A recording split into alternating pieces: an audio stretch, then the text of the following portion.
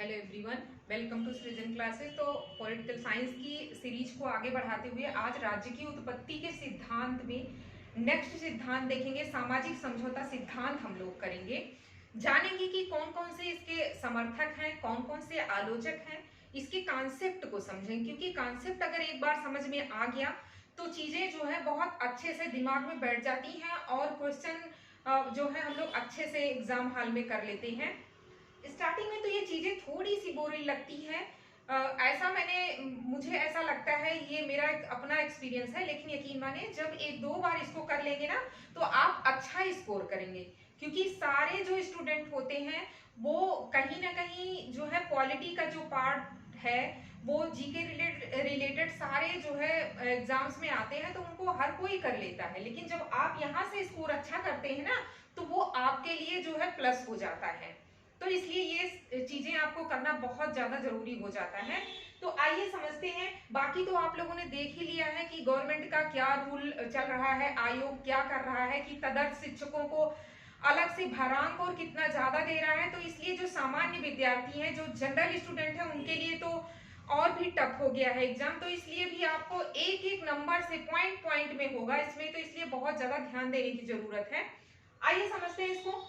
सिद्धांत के अनुसार, इस सिद्धांत के अनुसार, सामाजिक समझौता सिद्धांत के अनुसार राज्य जो है एक कृत्रिम संस्था है, यानी कि आर्टिफिशियल जो है क्या है, इंस्टीट्यूशन है, जिसका निर्माण लोगों ने अपने समझौते के द्वारा, जिसका निर्माण ये सिद्धांत कहता है कि लोगों ने इसका निर्माण समझौते के द्वारा अपने हित के साधन के रूप में किया है। लोगों के द्वारा समझौते का परिणाम है राज्य, ये कहता है ये समझौता सिद्धांत। संविदावादी एक ऐसी अवस्था की कल्पना करते हैं। संविदावादी यानी कि इस समझौता को मानने वाले जो लोग हैं उन्हें संविदावादी भी कहा जाता है। ऐसे राज्य की कल्पना करते हैं जिसमें ना ही राजनीति थी और ना ही कोई कानून था, ना ही कोई लॉ ऑफ ऑर्डर वाला कह रहा है। और उसको जो है उस अवस्था को क्या नाम दिया जाता था, प्राकृतिक अवस्था। इस अवस्था में ऐसा मानते हैं, इस जो समझौते को मानने वाले विचारक हैं वो कहते हैं कि वो जो प्राकृतिक जो अवस्था थी मानव की, वो बहुत ही बर्बर थी। लोग जो है एक दूसरे से मतलब एक दूसरे से ही डरे हुए होते थे, बहुत ही बर्बरता पूर्वक जीवन लोग जीते थे। मतलब वहां पे एक लाइन में समझिए कि जिसकी लाठी उसकी भैंस वाला शासन प्रशासन जो कुछ भी था, वो सारी चीजें ऐसे चल रही थी। तो लोग जो है उससे तंग आकर के आपस में समझौता किया उन्होंने, जिसके परिणाम स्वरूप ही क्या हुआ, राज्य की उत्पत्ति हुई, राज्य बना लोगों के समझौते के उपरांत। ये कहता है ये सिद्धांत। समझौते द्वारा निम्न शासन व्यवस्थाओं का जन्म हुआ। पहला है निरंकुश राजतंत्र। ये जो है निरंकुश राजतंत्र की स्थापना हुई हाब्स के समझौते द्वारा। ये हाब्स का समझौता कहता है बहुत अच्छे से, हाब्स लॉक रूसो ने इसके बारे में बताया है, प्रबल समर्थकों में से हैं। आप प्रीवियस ईयर का पेपर क्वेश्चन सॉल्व करते होंगे तो आप देखते होंगे कितना भर भर के क्वेश्चन यहाँ से हाउस लॉक और रूसो से पूछा गया है, तो इसलिए इसको जानना जरूरी है। बाकी आगे हम लोग एक एक करके हाउस लॉक रूसो को अलग अलग पर्टिकुलर करेंगे, क्योंकि उनसे बहुत सारे क्वेश्चन आपके लिए पूछे जाते हैं। तो निरंकुश राजतंत्र हाब्स के समझौते द्वारा ये बताता है। दूसरा है सीमित या वैधानिक राजतंत्र, ये लाभ का समझौता बताता है। और थर्ड है प्रत्यक्ष लोकतंत्र अवलिक लोकप्रिय प्रभुता अवलिक विकासात्मक लोकतंत्र की स्थापना होती है इस समझौते के द्वारा। जब लोगों ने आपस में संगठित होकर के समझौता किया तब। एक जो है विचारक है इंपॉर्टेंट, ऑलरेडी मैंने यहाँ पे लिख दिया है।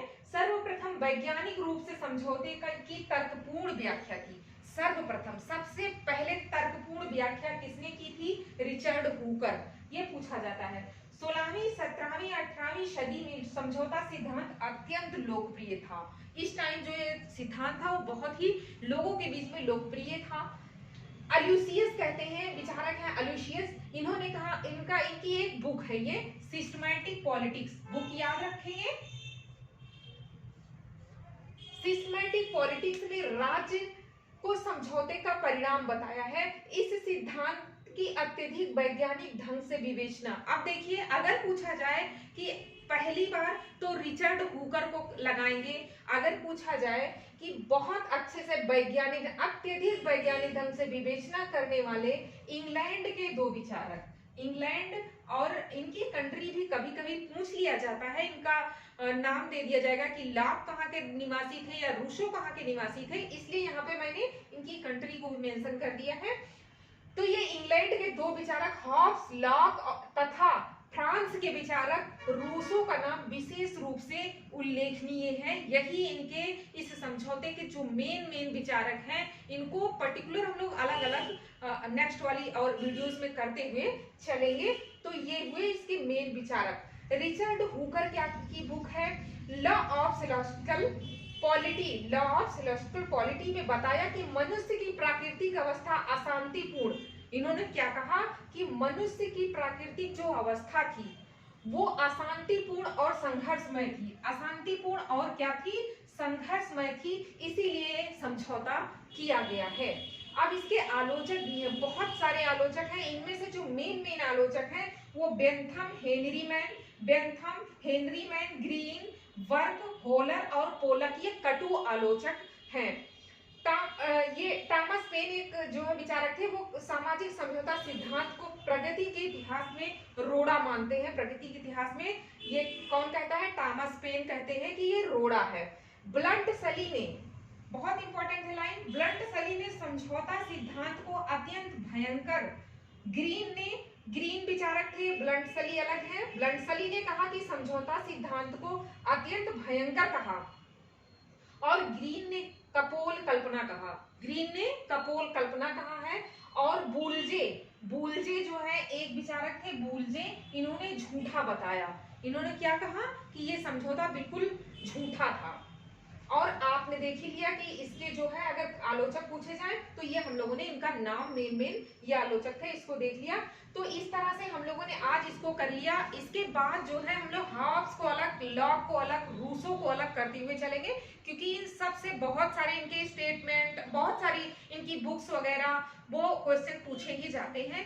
तो चैनल को अगर अभी तक आपने सब्सक्राइब नहीं किया है तो कर लीजिए, और वीडियो को लाइक करें, शेयर भी करें। मिलते हैं नेक्स्ट वीडियो में। Thank you.